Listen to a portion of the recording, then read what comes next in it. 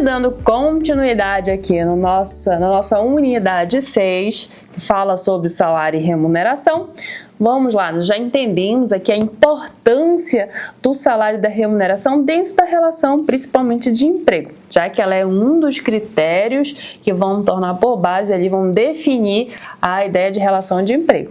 Além disso, nós vimos ali os princípios que são aplicados, que acabam protegendo esse direito do trabalhador. E agora a gente vai dar sequência falando um pouquinho do que compõe a nossa remuneração. E quais dessas parcelas têm natureza salarial? O que implica dizer que uma parcela tem natureza salarial? Significa que ela vai ser contabilizada para todos os demais cálculos. Por exemplo, para o cálculo de remuneração de férias, para o cálculo de remuneração de FGTS, do desconto do FGTS, para desconto de INSS, para 13º salário, isso tudo influencia. Então, algumas parcelas elas vão agregar, ou seja, elas vão fazer parte dessa contagem, e outras parcelas não vão. Em resumo, a gente tem uma técnica que ajuda na memorização de que parcelas integram e que parcelas não integram, ou seja, não tem natureza salarial. Quando uma parcela é paga ao trabalhador em razão do trabalho prestado, ou seja, funciona como uma contraprestação, a gente diz que essa parcela tem natureza salarial, porque ela é, de fato, um salário pago àquele trabalhador. Quando essa parcela é paga como um instrumento do trabalho, ou seja, ela é paga para que o trabalhador possa executar determinada tarefa, ela tem natureza indenizatória e não salarial. E aí, tendo natureza indenizatória, ela não faz parte do salário em si, ela não integra o salário.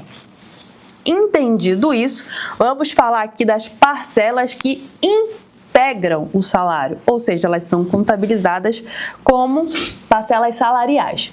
Isso está lá no artigo 457, parágrafo 1º da CLT. E aí ele diz pra gente: integram o salário, a importância fixa estipulada, as gratificações legais e as comissões pagas pelo empregador, tá?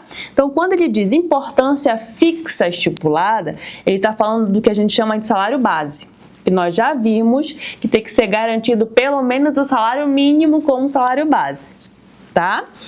E aí, lá no artigo 458 da CLT, ele diz: além do pagamento em dinheiro, compreende-se no salário, para todos os efeitos legais, alimentação, habitação, vestuário e outras prestações in natura, que a empresa, por força de contrato de costume, fornecer habitualmente ao empregado. Em caso algum, será permitido o pagamento com bebidas alcoólicas ou drogas nocivas. Então, aqui ele está dizendo que aquelas parcelas habituais e que são pagas sem seguir os critérios da legislação, elas integram a remuneração do trabalhador. Vamos lá.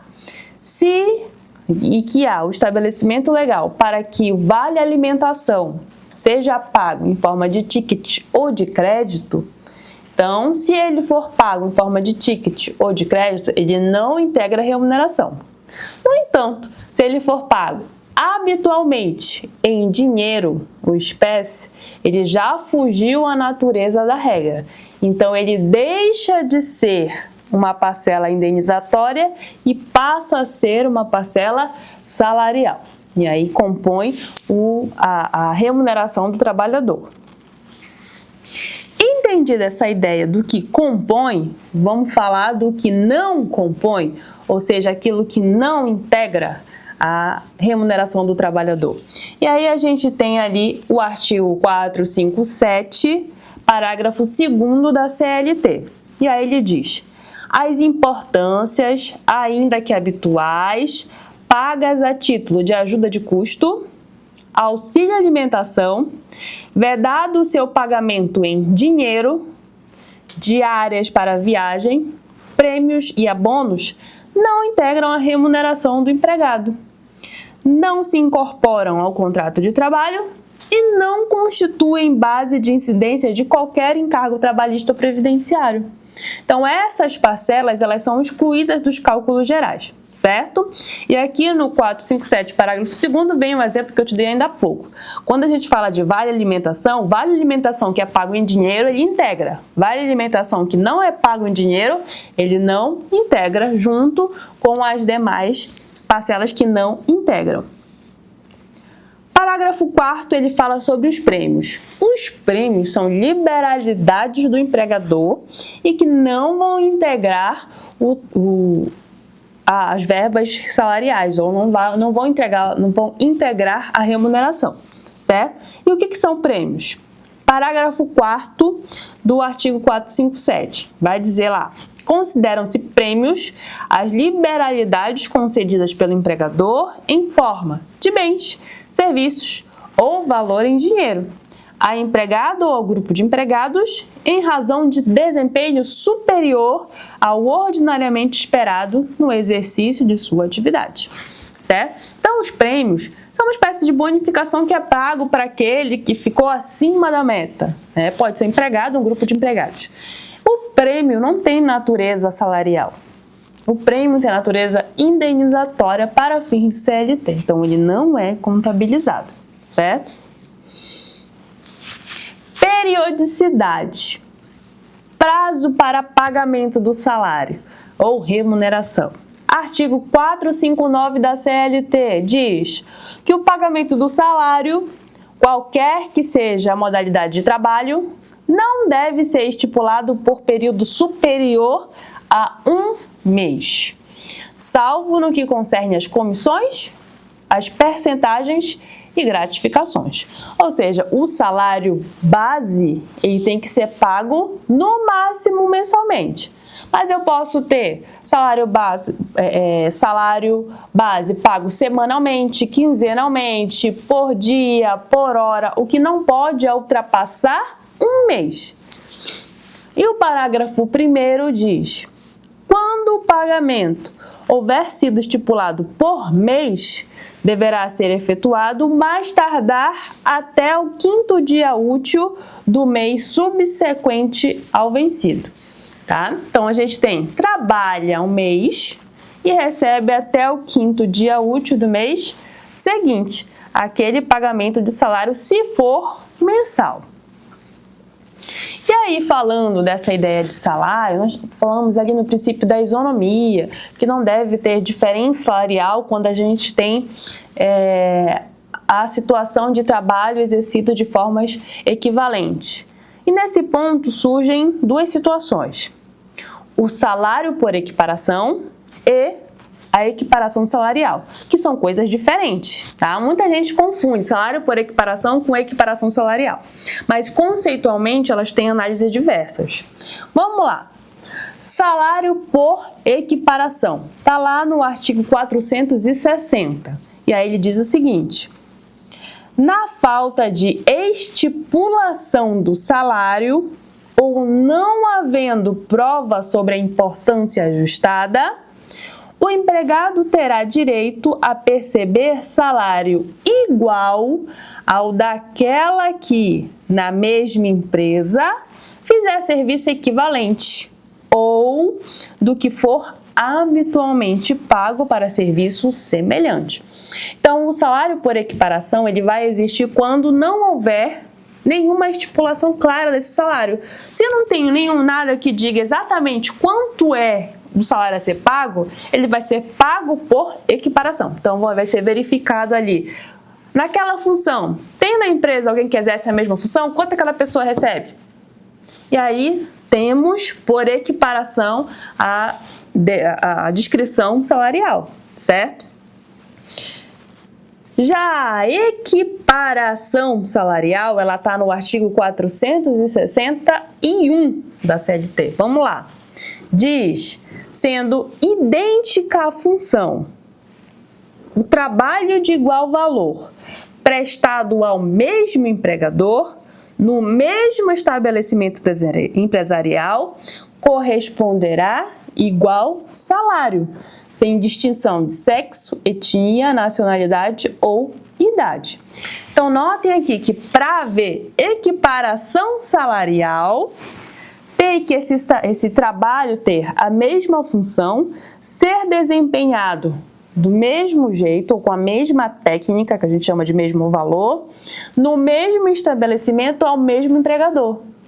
Então, tem critérios específicos para se equiparar salário. E quando é que eu vou precisar equiparar salário? Quando eu tenho trabalhadores diversos, exercendo a mesma função no mesmo estabelecimento com a mesma técnica, mas recebendo valores diferentes de salário. Então, nesse ponto, eu entro com a equiparação salarial para garantir isonomia entre os trabalhadores, entre os empregados. Parágrafo 1º do artigo 461. Trabalho de igual valor será o que for feito com igual produtividade e com a mesma perfeição técnica entre pessoas cuja diferença de tempo de serviço para o mesmo empregador não seja superior a 4 anos e a diferença de tempo na função não seja superior a 2. Então, a CLT estabeleceu ali um critério cronológico para fazer essa análise. Eu só posso equiparar pessoas que tiveram trabalhos contemporâneos, né? E aí esse prazo de 4 e 2 anos estabelece ali os trabalhos contemporâneos. Parágrafo 2º. O dispositivo deste artigo não prevalecerão quando o empregador tiver pessoal organizado em quadro de carreira ou adotar, por meio de norma interna da empresa ou de negociação coletiva, planos de cargos e salários, dispensada a forma de homologação ou registro em órgão público. Se esse empregador tiver um plano de carreiras, aí não dá para fazer equiparação salarial, porque o próprio plano de carreira já vai estabelecer ali a diferença entre salários de acordo com o nível, a técnica, o tempo de trabalho. Parágrafo 5º. A equiparação salarial só será possível entre empregados contemporâneos no cargo ou na função, ficando vedada a indicação de paradigmas remotos, ainda que o paradigma contemporâneo tenha obtido vantagem em ação judicial própria. Então, só formalizando, para haver equiparação salarial, ou seja, para eu comparar a minha remuneração com a do outro empregado, que exerce a mesma função, no mesmo estabelecimento, para o mesmo empregador, com a mesma qualidade, para haver essa comparação, o trabalho tem que ser contemporâneo. Eu não posso buscar alguém que fez o serviço há mais de 5 anos, que é um dos critérios ali, né? 4 e 2 anos da mesma função, para que se pleiteie a equiparação salarial, para que eu busque dentro da sistemática a mesma remuneração que outro empregado do mesmo nível. Então, pessoal, aqui a gente finaliza a nossa unidade e finalizamos também o nosso curso. Agradeço pela atenção de vocês. Façam sempre as revisões, porque isso é muito importante. Façam sempre as nossas atividades e não deixem de analisar os casos concretos para que seja formalizado e fundamentado ainda mais o conhecimento que vocês adquiriram. E até nosso próximo encontro.